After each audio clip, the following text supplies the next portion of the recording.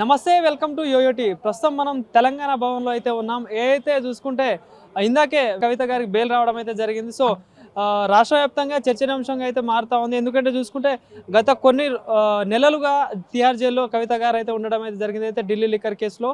So అయితే గతంలో కేసీఆర్ గారు చెప్పినట్టు నా బిడ్డ కడిగిన ముత్యంలా అయితే బయటకు వస్తుందని చెప్పినట్టుగానే ఈరోజు బెయిల్ అయితే రావడం జరిగింది. సో ప్రస్తుతం మనం తెలంగాణ భవన్లో అయితే ఉన్నాం. ఇక్కడ సంబరాలు కూడా జరుగుతూ ఉన్నాయి. సో మాట్లాడదాం ఇదే అంశం మీద. ప్రస్తుతం మనతో మాట్లాడడానికి బీఆర్ఎస్ పార్టీ సీనియర్ నాయకులు పల్లె రవి గారు ఉన్నారు.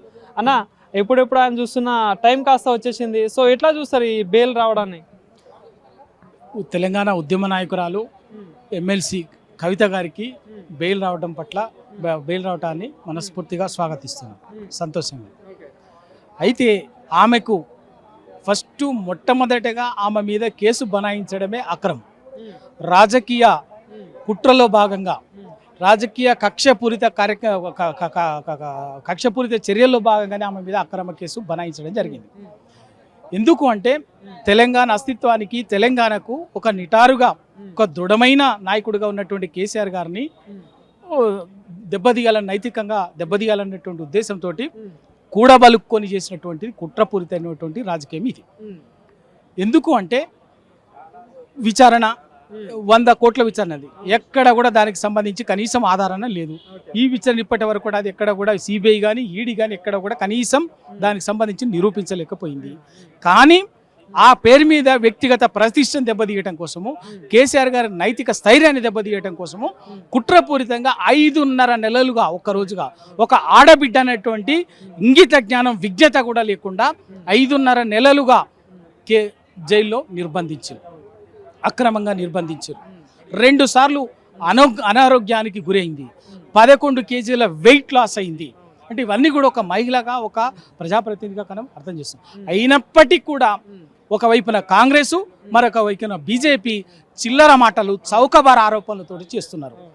అదే కాంగ్రెస్ పార్టీ ఇదే కేసులో మనీష్ సిసోడియా గారికి కేజ్రీవాల్ గారికి బెయిల్ విషయంలోనేమో రాజకీయంగా దెబ్బతీయటం కోసము సిబిఐని, ఈడీని అడ్డం పెట్టుకొని బీజేపీ వాళ్ళని రాజకీయంగా దెబ్బతీస్తుందని చెప్పేసి మాట్లాడతారు కాంగ్రెస్, ఢిల్లీ నాయకులు. ఇదే కేసులో మళ్ళీ అదే కేసులో కాంగ్రెస్ నాయకులు, తెలంగాణ కాంగ్రెస్ నాయకులు మాట్లాడుతున్న కవిత విషయంలో మాట్లాడుతున్నది ఏంటంటే ఈమెకు బెయిల్కు సంబంధించి బీజేపీ, బీఆర్ఎస్ మిలాఖత్ అందుకే బెయిల్ వచ్చినట్టుంది. తల తోక జ్ఞానం ఉందా, విజ్ఞత ఉందా మాట్లాడేటటువంటి వాడికి? ఏం రాజకీయాలు చేస్తున్నారా, లేకపోతే రాజకీయ వ్యభిచారం చేస్తున్నారా మీరు? ఏం ఒకటే కేసులో ఒకే దానికి సంబంధించి అసలు ప్రధాన కేసే మనీష్ సిసోడియా, కేజ్రీవాల్ వాళ్ళ విషయంలోనేమో రాజకీయ కక్ష అంటారు. అదే దాంట్లో ఒక ఆరోపణగా వచ్చినటువంటి కవిత విషయంలోనేమో విలీనము, మీరని నోటికి వచ్చినటువంటి చౌకబారు చిల్లర మాటలు మాట్లాడతారు. బుద్ధి జ్ఞానం ఉండాలి మాటలు మాట్లాడేటటువంటి వాళ్ళకి. రాజకీయాలు బాధ్యతతోటి, విజ్ఞతతోటి మాట్లాడాలి కామెంట్ చేసేటప్పుడు కూడా. అందుకే ఎందుకు అంటే ఇవాళ స్వయంగా సుప్రీంకోర్టే మాట్లాడింది. స్వయంగా సుప్రీంకోర్టు ఏం చెప్పింది, ఏం కామెంట్ చేసింది? విచారణ దీనికి బెయిల్ పిటిషన్కి సంబంధించిన విచారణ జరుగుతున్నప్పుడు మీరు విచారణ పూర్తి అయింది, ఛార్జ్ షీటు దాఖలు చేసిండ్రు. విచారణ పూర్తి అయ్యి ఛార్జ్ షీటు దాఖలు చేసిన తర్వాత కూడా నెలల తరబడి జ్యుడిషియల్ కస్టడీలో ఏ విధంగా ఉంచుతారు, ఎట్లా ఉంచుతారు, ఇది కరెక్ట్ కాదు కదా అని చెప్పేసి సుప్రీంకోర్టు ఇంకా అంతకంటే చాలు కదా. కాంగ్రెస్ నాయకులు మాట్లాడే మాటకు, బీజేపీ నాయకులు మాట్లాడే మాటకు చెంప చెల్లుమనిపించేటటువంటిది గదే కదా, అంతకంటే వేరే ఇంకేం లేదు కదా. ప్రధానంగా కేటీఆర్ కానీ, కేసీఆర్ కానీ, హరీష్ రావు కానీ ఏదైతే ఢిల్లీకి వెళ్ళి సంప్రదింపులు జరిగాయి కాబట్టి బెయిల్ అనేది కన్ఫర్మ్ అయిందని కూడా వాళ్ళు ప్రధానంగా ఊకే చెప్తున్నారు సార్. సో ఏమంటారు దీనికి? అసలు కేటీఆర్ గారు, హరీష్ గారు ఢిల్లీకి పోతారండి. సుప్రీంకోర్టు హైదరాబాద్లో లేదండి.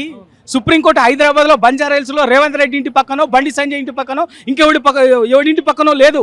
సుప్రీంకోర్టు ఢిల్లీలోనే ఉన్నది. కేటీఆర్ గారు సుప్రీంకోర్టుకు పోతారు.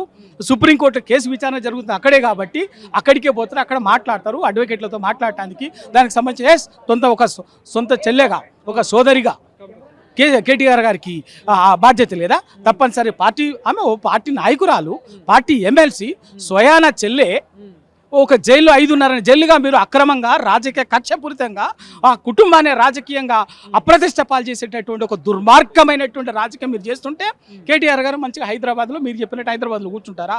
పోరా? నాయకుల్ని కాపాడుకోవడం కోసం, సోదరుని కాపాడుకోవడం కోసము, ఒక రాజకీయ కుట్ర నుంచి కాపాడడం కోసము బరాబర్గా సుప్రీంకోర్టు అక్కడ ఉంది కాబట్టి న్యాయవాదులతోటి దానికి తగినటువంటి న్యాయవాదులతోటి మాట్లాడటానికి పోతారు. కానీ మీరు చేస్తున్నటువంటిది ఏంటంటే ఇవాళ ఎందుకు ఇవన్నీ మాట్లాడుతున్నారంటే దగ్గుల్బాజీ మాటలు, మోసపూరిత హామీలు, మీ చేతగానటువంటి హామీలు 420 హామీలని తెలంగాణ ప్రజలకు హామీలు ఇచ్చి మీరు విషన్ చింపి అధికారంలోకి వచ్చినటువంటి వాళ్ళు ఇవాళ వాటిని మీరు అమలు చేసే స్థితిలో లేరు. 420 హామీలని ఈ కేసీఆర్ కానీ కేటీఆర్ కానీ కవిత గారు కానీ ఒకరు బయటికి వచ్చినట్లయితే కొంత మానసికంగా తృప్తి కొంచెం ఫ్రీగా ఉంటే ఇక మా భరతం పడతారు వీళ్ళు బీఆర్ఎస్ నాయకులు, కేసీఆర్ గారు, కేటీఆర్ గారు, హరీష్ గారు, టీఆర్ఎస్ నాయకత్వము మా భరతం పడతారు, క్షేత్రస్థాయిలో ఉరికిచ్చి తరుముతారు అనేటువంటి భయంతో ఈ చిల్లర మాటలు మాట్లాడుతున్నారు కాంగ్రెస్ నాయకులు, దానికి బీజేపీ నాయకులు మాట్లాడుతున్నారు. ఏమీ లేదు.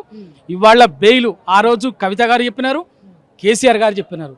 కవిత కడిగిన ముత్యంలాగా బయటకు వస్తుందని చెప్పిండు, ధర్మం గెలుస్తుందని చెప్పిండు, న్యాయం గెలుస్తుందని చెప్పిండు.